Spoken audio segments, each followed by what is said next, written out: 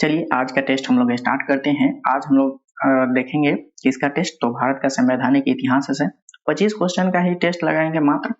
तो आप कैसे इसका आंसर दे सकते हैं, तो आप या तो अपना पेन पेपर उठाइए और वहाँ पे आप अपना ABCD, एक का A, दो का B, तीन का C ऐसे करके आप लगा सकते हैं।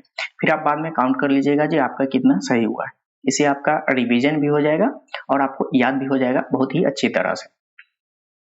अगर आप ऐसा नहीं करना चाहते हैं पेन पेपर उठाने के लिए, तो आप कमेंट बॉक्स में कीजिए ना, कमेंट भी तो आप ही के लिए है, तो कमेंट कीजिए जो इसका आंसर क्या होगा। ठीक है, चलिए।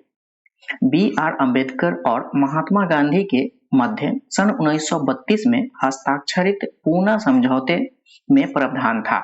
तो सबसे पहला क्वेश्चन तो हम लोगों को मिल गया, पूना समझौता जो है वह कब हुआ था, 1932 में, और किसके किसके बीच हुआ है। तो डॉक्टर भीमराव अंबेडकर और महात्मा गांधी के बीच पूना पैक्ट हुआ है, जो कब हुआ है, 1932 में। तो चलिए इसका आंसर हम लोग देखते हैं जो इसमें क्या प्रावधान दिया गया था। तो इसका सही आंसर होगा ऑप्शन नंबर डी। इसमें क्या दिया गया था, हरिजनों के लिए आरक्षण सहित संयुक्त निर्वाचन क्षेत्र का। नेक्स्ट क्वेश्चन देखेंगे, आ गया दूसरा क्वेश्चन। क्या कह रहा है, वह कौन सा अधिनियम था जिसने भारत में सत्ता ब्रिटिश ईस्ट इंडिया कंपनी से ब्रिटिश क्राउन में स्थानांतरित किया था। मतलब ब्रिटिश ईस्ट इंडिया कंपनी के पास जो पावर था वह कहाँ गया था, तो ब्रिटिश क्राउन में, यानी वहां का जो राजा या रानी होगा ब्रिटिश का, उसके पास चला गया था। तो यह कब किया गया था, तो आप क्या कीजिएगा, तो जल्दी से आप कमेंट कीजिए ना क्या है। तो इसका सही आंसर होगा ऑप्शन नंबर डी, भारत सरकार अधिनियम 1858। बढ़ते हैं आगे, अगला क्वेश्चन देखेंगे। निम्नलिखित में से किस अधिनियम द्वारा भारत के गवर्नर जनरल को अध्यादेश जारी करने की शक्ति प्रदान की गई है। जब भी आपको जीके जीएस याद अगर आपको करना है तो इस प्रकार के आपको सेट लगाना ही पड़ेगा, जितना आप सेट लगाइएगा उतना आप निखरिएगा। इसका आंसर हम लोग देखते हैं, इसका आंसर होगा ऑप्शन नंबर बी, भारतीय परिषद अधिनियम 1861।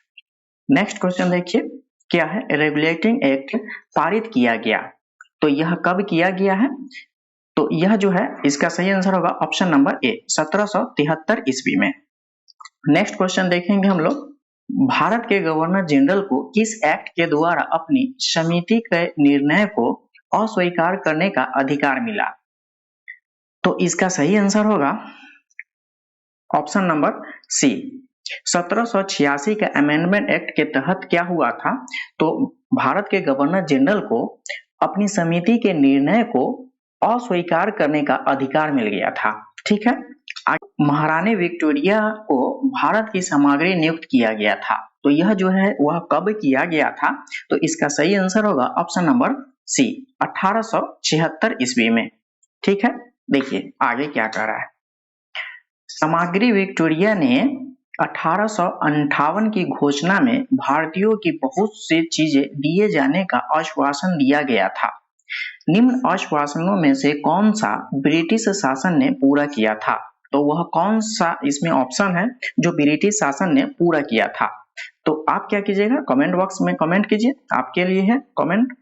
देखिए इसका सही आंसर होगा ऑप्शन नंबर बी, देशी राजवाड़ों की यथास्थिति बनाए रखी जाएगी।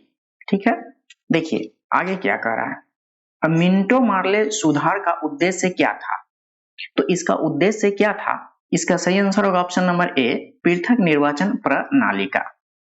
चलिए आगे देखते हैं, क्या है, मार्ले मिंटो सुधार बिल किस वर्ष पारित किया गया, तो मार्ले मिंटो सुधार बिल जो है वह कब आया था, तो इसका सही आंसर होगा ऑप्शन नंबर बी, 1909 ईस्वी में आया था।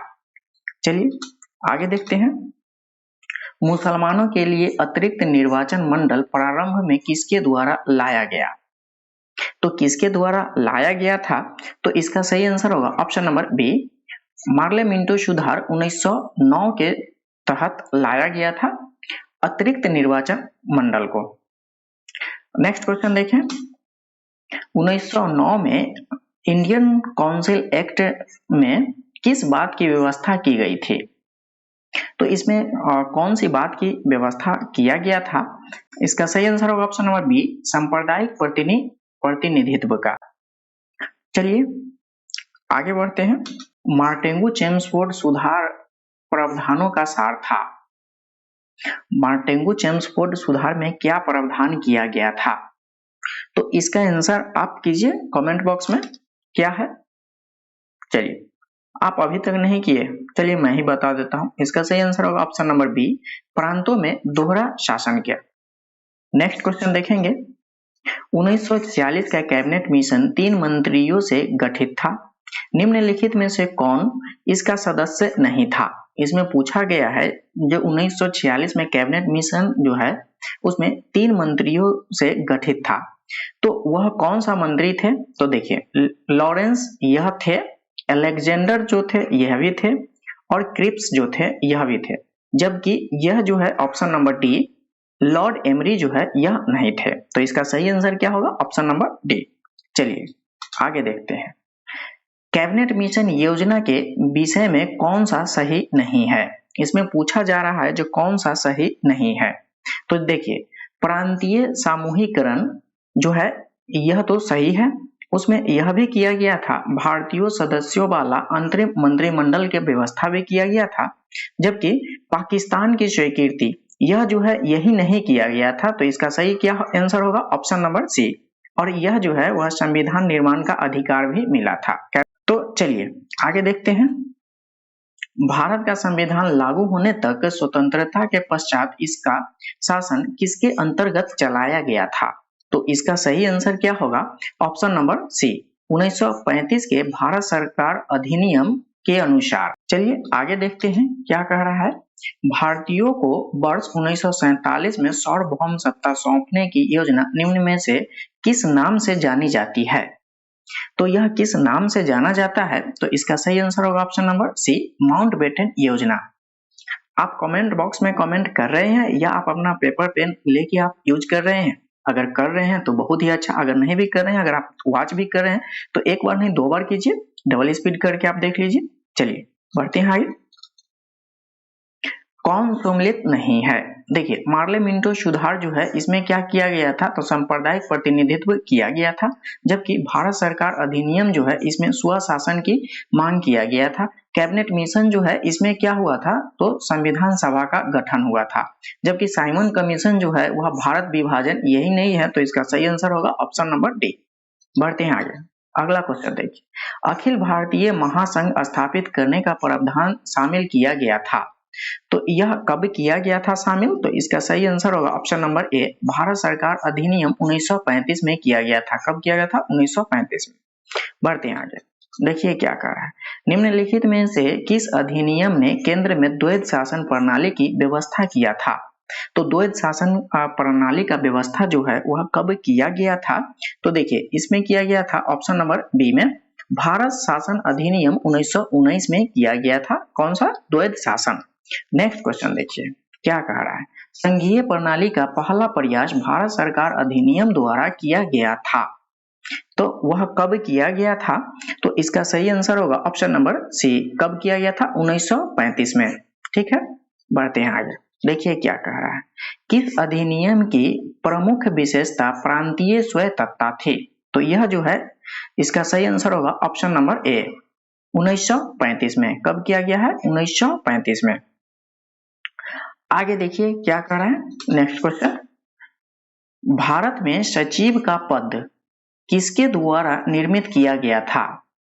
तो यह जो है किसके द्वारा निर्मित किया गया था। तो इसका सही आंसर होगा ऑप्शन नंबर बी, भारत सरकार अधिनियम 1858। बढ़ते हैं आगे, अगला क्वेश्चन देखते हैं क्या है। किस भारत सरकार अधिनियम के तहत पहली बार विधायिका में कुछ निर्वाचित प्रतिनिधित्व की मंजूरी दी गई थी। तो किसमें दिया गया था। तो इसका सही आंसर होगा ऑप्शन नंबर बी, भारत सरकार अधिनियम 1909 में दिया गया था। किसमें, 1909 में। आगे देखिए क्या कह रहा है। भारत शासन अधिनियम 1935 द्वारा स्थापित संघ में अपशिष्ट शक्तियां किसे दी गई थी।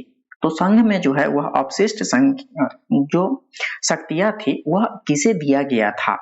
तो इसमें किसको दिया गया था, तो गवर्नर जनरल को दिया गया था। इसका सही आंसर होगा ऑप्शन नंबर बी। चलिए लास्ट क्वेश्चन हम लोग देखेंगे। किस अधिनियम को मार्टेंगू चेम्सफोर्ड सुधार के नाम से जाना जाता है। भारत शासन अधिनियम 1919 को मार्टेंगू चेम्सफोर्ड सुधार के नाम से जाना जाता है। इसका सही आंसर होगा ऑप्शन नंबर बी।